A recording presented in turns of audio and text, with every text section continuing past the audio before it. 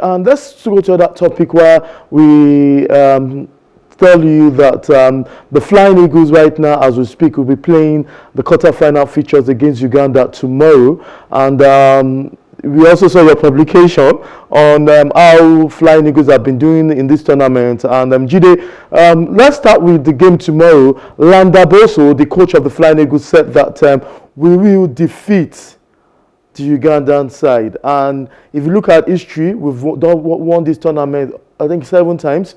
Tell us, do you be also align with the thought of Landa Boso that we can defeat Uganda, not forgetting we lost our first game of the tournament against Senegal? Tell us more on whether we can do this. Yes, while I'm optimistic that we can get over Uganda, that the team can get over Uganda, I'm a bit skeptical because, like you said, even the second match we won against Egypt, we did not do very well. In the first match against Senegal, our midfield was overwhelmed, same as against Egypt. Egypt had more of the ball, had more of the chances, but we scored the goal. Against Mozambique, the only team that I think we have been superior to in Egypt has been Mozambique. So I've seen a bit of Uganda, and I don't think that they have the talents that can scare us. But we cannot be like Adesical. What I think must happen tomorrow is that the coach must tell his players to go all out. Play as if they are playing Senegal. That is my only advice to them. And if they do that, they will get over Uganda and qualify for the World Cup.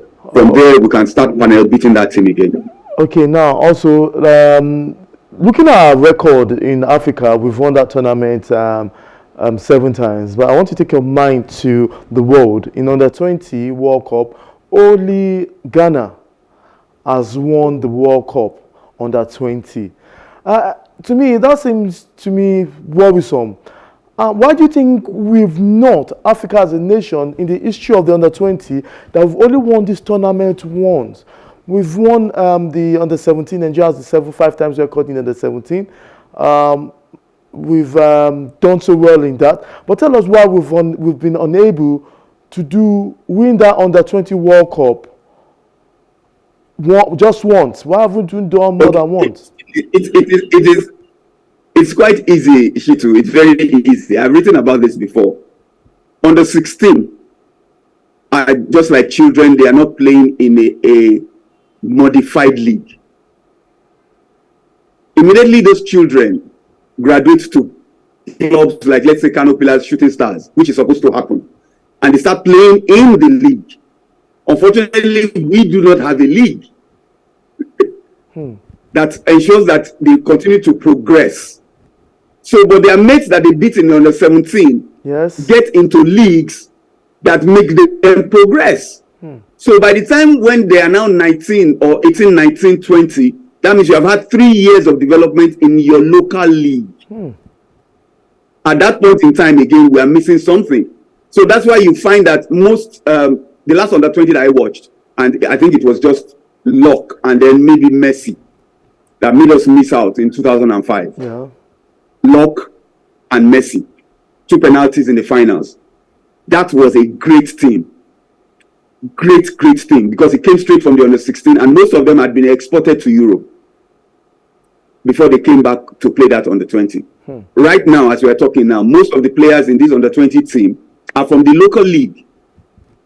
So what you will find is that before we go to, if we qualify for the World Cup, almost half of this team will be replaced by foreign-based players, where they cannot stand the likes of Argentina, Brazil, who have been playing the league for 3 years, from when they were Under-16 now to when they are 19, 18, and they are so much better than our own that it seems like we were left behind. So immediately we improve our league, Shitu. Immediately we improve that league, and all these Under-16 boys, at least half or 3/4 of them, not all of them will travel abroad, can graduate into teams in our league and continue to improve. We will give the Under-20 World Cup a good shot. So does that also apply to other countries? definitely look at the countries that win the under-20 and compare their teams to their leagues. You will understand what I'm saying. So it's a failure if we don't get the ticket, because four semi-finalists has to be there for us to get that ticket. What how possible with the performance, the 3 games we've played so far, how possible do you think we can be one of the 4 nations to get the ticket for the under-20 World Cup?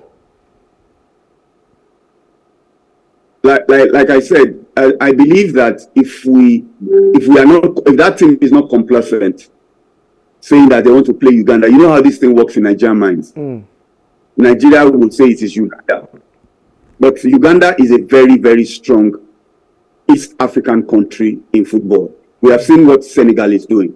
So for me, what the coach needs to do is ensure that his players are at 100% tomorrow. I think from what I've seen that we will qualify for the semi-finals. Whether we'll be able to win it, I do not know. Because I think there are so many countries here, not so many, but there are many countries here that are better than our team right now. Yes, Jide Alaka, we appreciate your time as always, and I'm sure that you also give us a time after the quarterfinals tomorrow, Nigeria versus Uganda, to tell us some of the tactics and what went the way it should go and the way it shouldn't go. Thank you very much, Jide Alaka. Thank you very much, Chitu. I do not take it for granted. Thank you for always having me here. It's a pleasure. Jide Alaka is an editor with Premium Times, so many publications on sport. Thank you for joining us. And if you're just joining us, this is PlusTvAfrica, live watching Plus Sport. And don't